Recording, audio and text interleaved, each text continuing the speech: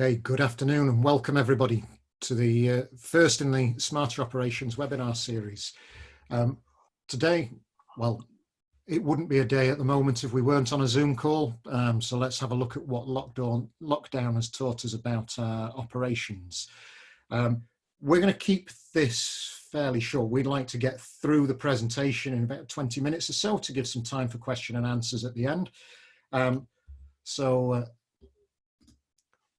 Welcome, I'm Richard Higginbotham. I'm co-founder of OPTSM, so we help clients release capacity and reduce cost from working smarter with their processes. And I'm delighted to be joined by friend and delivery partner, Ramesh from Sevita. Thanks, Richard. Good morning, everyone. Good afternoon, rather. I'm one of the co-founders of Sevita, like Richard mentioned, and we focus on process automation. Enabling organizations to free up time and capacity for their employees. Very good. So if there's any questions that come up as we go along, if you use the Q&A function in the, it should be, depending on what app you're looking at it on, but I think it's at the bottom of your screen. Put them on there. If we can answer them as we go, we will do, but we will leave time at the end for questions.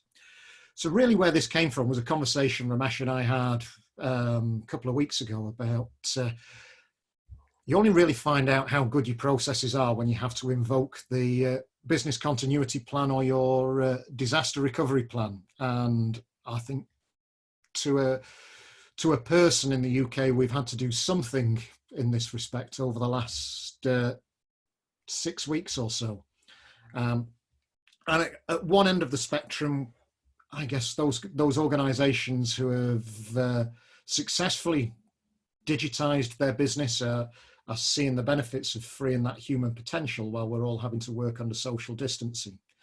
But I think it's safe to say, Ramesh, that not everybody's in that comfortable position. Exactly. And we've seen everything from organizations who are utterly reliant on human effort, who have had to work with remote working, with battling virtual private networks to gain access to their systems, dealing with not being able to get into the office, of having to run contact centers remotely. It's been tough times. The norm seems to be really it's humans supplementing technology. And that kind of ties in with some work that we've been looking at over the last couple of months. I mean, we started to talk about the term productivity lock not very far into this year, as we uncovered some analysis that McKinsey have been working on, but their analysis shows that around about just up to a third of working hours in a modern economy is spent on data entry, data processing. And I think, Ramesh, we've talked a lot before about what the challenge is in actually removing that work. Is why aren't those big IT projects removing this data processing? Correct. In fact, one of the things when we speak to our customers and through experiences, effectively systems are there to solve a problem, but talking between the systems becomes a challenge because either it is too expensive to integrate everything, or they just aren't possible to bring everything to dance and sync. So you've got to have a human as a glue between two different systems. So you could have a very fancy ERP, and you could have a modern social media system where you're getting customer complaints and you've got to solve it in the ERP. But how do you keep the two between the sync? There's got to be somebody looking at your social media system to find the complaint and then go to the ERP to solve it for you. Yeah. So in many cases, it's still the same. So that's maybe what's behind this headline, 71% of digital transformation projects failing. Well, that was a bit of an attention-grabbing headline, but actually when you dig into it, it's actually that they failed to deliver the returns. And those returns are often based on cost saving and headcount savings. And I think what you just said there, Ramesh, it's so common to projects that I've worked with in the past, is there's still people left over on the other side of the project. So even when software automates a workflow, there's manual work left over, and you end up with two aspects to that. Something we call residual tasks, so the things that were just too small, too tricky for the system to automate. And then you get new tasks, which are, as a consequence of the automated workflow, there's now a manual task that needs doing to either optimize it or make it work faster. Certainly something that we'd both agree on, Ramesh, is that the longer a system's been in place, the more workarounds there seem to be in place around it. And this term shadow IT, which can be as simple as people using Excel or email to carry out those workarounds around the outside. I'm sure you see this daily, Ramesh. Exactly. And in fact, it's compounded now, because if you look today at certain organizations, yes, the volumes have gone down, and due to COVID and other reasons. But in certain other organizations, if you look at logistics, if you look at online retail, the volumes have gone through the roof. And that's where shadow IT processes, where you've got to maintain it in Excel sheets and keep the process going, becomes very, very tricky, because you've got a very lean workforce and the volumes have shot through the roof. Yeah. And we end up with something where I keep terming the swing resources. Somebody who's an absolute expert in the business, knows everything that's going on. They become central to everything because they're doing umpteen tasks that are required to make the process work. But then when you scrape away at what those tasks are, they are very manual tasks, and they are tasks that don't require a lot of judgment, and constrain that person with their fingers on keyboards and their eyes on twin screens. And these are the type of tasks that they're doing. Anything from opening the emails and getting the information into operational systems to we've just seen somebody who, they have a high volume of inbound work which comes in on files, but those files need to be consolidated, checked, reformatted to then be manually uploaded to a server to push them into the system APIs of their shiny ERP system that you've seen. Now, one of the reasons that we came to meet you, Ramesh, and started work with you is let's just say you have an exciting colleague. Absolutely. So let's introduce Joe, Richard, then. Welcome, Joe. So tell us about Joe, Ramesh. Sure.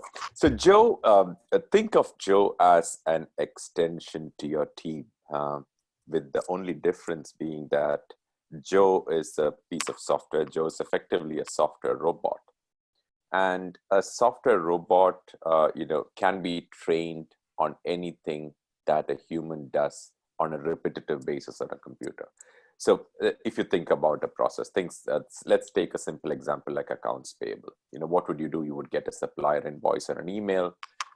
You would download it. You would take the data from it. You would process it in your internal system. It could be an accounting system or an ERP system.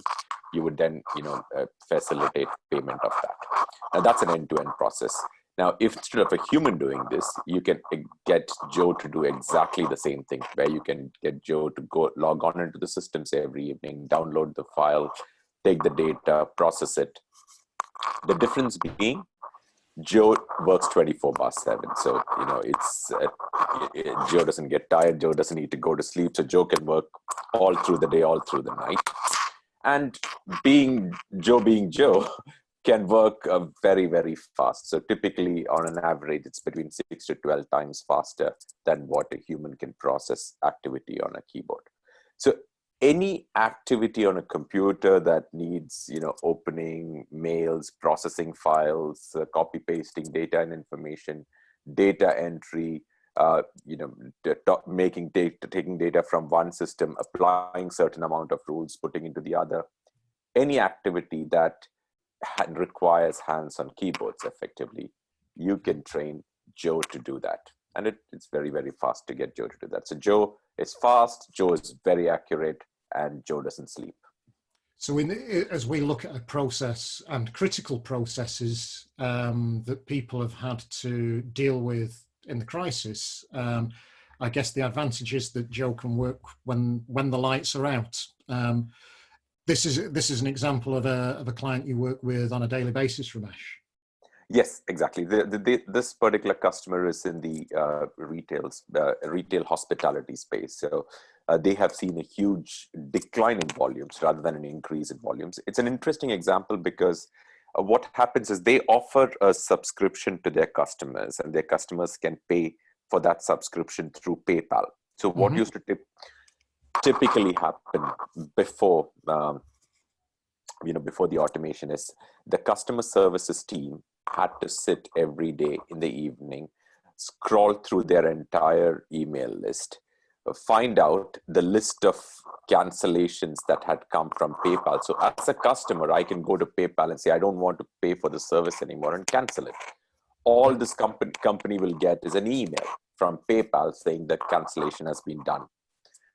Now, somebody in the customer service team has to then pick up that email, go into their internal systems, and cancel down that customer service. They offer, multiple services to them.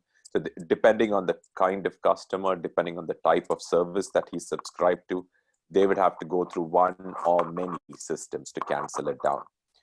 Now, if that isn't done on time, the customer continues to get a service. So think of it like you have a Netflix subscription, you cancel your PayPal, and Netflix continues to give you the facility to stream. So you're offering a service to a customer who's not paying it. So that's one. The second is, if it's not canceled on time and in their internal systems, the systems would ping PayPal for the payment the next month. And when they do that, PayPal sends them a very small fine per transaction. Okay, so there's a cost. So not only is there an inconvenience and a cash flow challenge here, there's a cost if it's not done. Yeah, exactly. So there's a cost if it's not done as well. And it has, sorry, Richard, you were asking something. So I was just going to say, so right now where people are watching their pennies, I imagine that whilst the amount of subscriptions isn't increasing, the amount of subscription cancellations is. Absolutely. And the cancellations are increasing. One, there is there is a backlog building up, but the cancellations are increasing. And if it's not canceled on time, then they are provisioning more infrastructure and services to be able to service these customers who are not paying for it. So there is a cost implication, a significant cost implication if it is not automated. So a tough ask to have people there to wait for these to come through whilst everybody's working remotely. So how's Joe helping with this? Right. So the good news here was this was automated before the crisis. So we started with low volume. So what used to happen is every evening, Joe logs on to the email box at 6 in the evening, downloads the entire list of PayPal notifications. So there could be multiple PayPal notifications. Joe downloads that into a list and sorts it out depending on the kind of cancellation. Joe then logs on, depending on the kind of notification from PayPal, logs on into all the relevant systems. There are multiple different systems, like I mentioned earlier, depending on the service. Joe would log on to the relevant system and cancel down the service. Joe would then, make note of that in the master sheet, saying that these are the notifications that came in, these are the services that are being canceled down, and automatically respond to both internal staff as well as whatever notifications need to be sent to the customer as well. and it just blitzes through all that and produces the output report. So this is done every evening. So rather than waiting for a backlog to build, 6 o'clock every evening, Joe logs this, does this, completes the task, and by the time the agents come in the next morning, or rather in today's scenario, by the time the agents open the laptop at home the next morning, it's all done and dusted and completely cleared out. That's great. So it really is working with the lights out. I guess we see these inbound work processes happening an awful lot, be that new inquiries, be it complaints, be it service requests that need issuing to engineers, and actually one where we've seen an unprecedented spike in demand is in a health charity that we work with. They provide services to, well, effectively people in need, people who can't get access to services. And in lockdown, they found it particularly tough. Now, in a normal circumstances, a health or care professional would complete a form with a lot of information about the individual's needs and send the email detailing those needs. They're received in a dedicated inbox in a help centre, and much the same as the example you've just shown there, Ramesh, that's captured by somebody in the back office. Importantly, in this scenario, that's people who are also dealing with care calls and coordinating care for field-based caseworkers. So they're busy enough as it is. The details need to be entered onto the system, and it's one of those processes where the various sources and the complexity of the information that's captured on these forms is such that it really isn't something where you would look at doing a complete end-to-end automated workflow by integrating it into the system.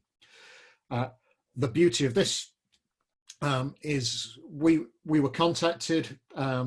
The volumes had gone up 4-5-fold, and actually a backlog of requests was starting to build. So there's people in need who are now having to wait for it. The great thing about this is we spoke to Ramesh and the team. We looked at what was coming in on the complexity of the forms. And I think, Ramesh, it was a 45-minute Zoom call was all we needed to capture the information that we needed to be able to train Joe. Exactly. That's all it takes. And 7 to 10 days later, we're now in a position where Joe's scanning a dedicated inbox twice daily, is capturing the information from all of those emails, turn it into structured data and loading it onto those systems. And I think on the forms that we're looking at, it takes 5, 6, 7 minutes for a human to load it on. It's anywhere between 30 seconds and a minute to complete that form and load it on. What Joe's also doing is issuing a completion report, which is saying what's happened. So occasionally we have healthcare professionals who provide a little bit of a curveball within the process. So if Joe receives something that's unexpected, Joe's logging that on the completion report so that a human can pick that up and there's no delay. So there's a process there that was tying down call center people, a spike in demand, and it's been able to be done. But it's not just about dealing with that spike in demand. It's actually costing less to run that process through Joe than it would have been under the old volumes using a human. So we start to talk about this, Ramesh. It's almost like micro outsourcing, isn't it? Correct. We're picking a task. We're not throwing out a whole operation here. We're just taking a tiny portion of a team's work and giving it to a digital worker to do. But there's some beauty in that, is that there's no upfront cost. You're not having to invest in software, infrastructure, developers, change to existing systems. It is a small cost to train Joe, and away it goes. It's paid monthly, so there's the opportunity to, if there's savings and cost savings available, they're realised immediately. And just before we came onto this call, that was something that you kind of pointed out, is those two elements are usually the biggest barrier to doing any technology project. In fact, that's a absolutely valid point, Richard, because if you look at any situation at the moment where where you talk about anything related to technology or change, there's going to be a big fear factor saying, oops, not now, too much is happening and too many changes are happening. But what we're talking here actually, is in direct contrast to that. It's why this is something that's a no-brainer in such a situation. It's also it's secure and it's compliant. I mean, we've had to navigate through some very complex GDPR requirements to deal with health data and care data within there, but that's been absolutely possible. What it's really about is, because it can be deployed quickly and because it can be changed quickly. I know you sometimes get a look over the top of the developer's glasses, Ramesh, when you talk about infinite change control, but really, as long as the systems remain the same, it's only a change in rules, isn't it? Correct. It's literally about the change that we talk about here is, let's say, you need an additional column that needs to be added on into a report, or, if you have an internal system and you've got, you're changing the fields around where you have an additional data point that needs to be captured. It literally takes minutes or maybe half an hour for Joe to be retrained on that new piece of data, or even if there is a way the process is executed changes, for Joe to be reconfigured for that, it's a matter of hours than weeks. We say quick to deploy. I mean, typically it's 3 to 4 weeks. We have just done 7 to 10 days. And it doesn't involve a lot of effort for the users either. I think the initial 45-minute Zoom call had two members of staff on there. We demonstrated the process back to those 2 members of staff in half an hour. And then once it's been put out into production, I think we've had 2, 3, or maybe 4 short calls just to refine the process to make it work better for them. So that's, I mean, probably 3 to 4 hours total input from the client team. Correct, because one of the key things here is, again, since when Joe actually works on a process, we're not talking about changing the process. It's exactly the same as what the human, person who working on the computer would do. So the most important thing here is to make sure that the outputs that Joe produces and the process that Joe is executing is exactly in sync with what would have been done manually. And as long as that's verified during the deployment phase, which takes around 2 to 3 days to make sure you get Joe to run parallelly along with you. See, then you let Joe do exactly what you're doing, and you'll see that Joe's producing the same output. Then we are good to go. Excellent. So, I mean, I said we'd try and rattle through to release it. We kind of come to the questions now. There's one very, very good question here. Is this not just another example of robots taking away our jobs? I'll let you have a go at that one first, Ramesh. Right. I mean, we do come across that question, especially given the bad press that artificial intelligence and other technologies seems to be getting in the media.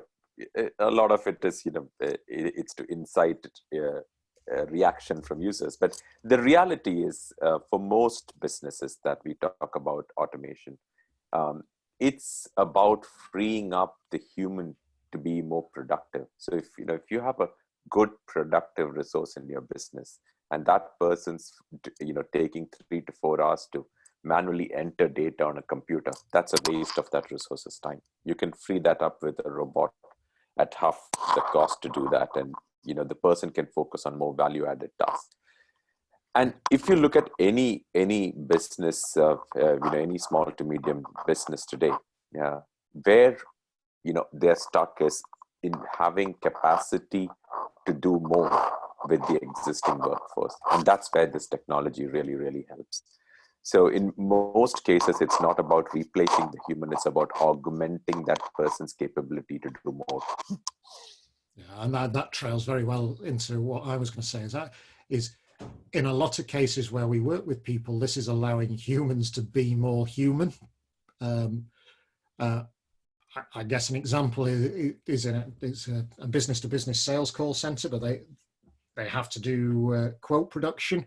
And previously, it was taking a lot of salesperson time going and gathering information, compiling the quote, getting it into a format that was presentable. And actually the human skill was kind of the last mile of that, which is, okay, picking out the best option for the client and presenting it to them. All of that process is completely automatable. And actually what that's doing is that's freeing up salespeople to be more productive and letting humans do what humans are good at, which is building the relationships with the clients. Exactly. Another question here about, are there any security concerns with this being cloud-based? Interesting question. And not that another one that we come across quite a bit, but the good news, when we use Joe to do something, is that all the transactions that Joe does is done on the customer's application and the customer system. So there is no question about any data being transferred anywhere else. So that's number one. So the data resides on the customer's servers, on the customer systems, including, if there is an email transaction, that's on the customer's email server. The second very important thing is Joe is powered by industry-leading technology. So we use two leading products to power Joe. One which is based on a Microsoft cloud stack. So it's one of the most secure platforms that you can get in the cloud. There are only one or two top players out there. And same with the technology that powers Joe itself. We use the number one product in the world to do that. Thirdly, if you look at it, the way that Joe is configured to work on a process, think of hiring Joe to do a process just like you would think of hiring a human. All that's needed is a username and password for a system and probably an email ID for Joe to transact. Like I said, all the data is remaining on the customer systems. But any residual logs that are created on the cloud application post the transaction is cleared off at the end of the day. And we are GDPR certified and keep to network security protocols of what the client requires. So in all respects, whether it is security protocol related, customer application related, or GDPR related, you can be rest assured that it's very, very secure. Very good. Now I can see we're just about to, it's just turned over to 1 o'clock on my clock here. So we have kept pretty much to time. If there are any more questions that anybody wants to answer, by all means, let me know. If you want to contact me, my email address is richard@optism.co.uk. That's optsm.co.uk. And certainly I can pick up anything with Ramesh afterwards. All that's left for me to do is obviously say thank you to Ramesh. Thank you very much. Thanks, Richard, and thanks everyone for attending this session today. Yep, and trail our future sessions. We're going to be going pretty much every week for the next 3 weeks. So next week, we're going to be talking about actually how this approach is helping people cut through that queue of change that is stopping companies from realizing those benefits from technology. The following week, we're going to be talking about how this technology can be deployed, how other organizations are deploying this on a massive scale, and how to avoid some of the pitfalls that go with deploying automation. And lastly, when we come to mid-May, we're going to be looking at actually how this technology can be used to release what we're terming productivity lock, which is the 30% of back office time spent doing manual data processing and data entry. So thank you very much, everybody. Thank you again, Ramesh. Stay safe, stay healthy. I hope this has been valuable for everybody. Thank you very much. Thank you. Cheers.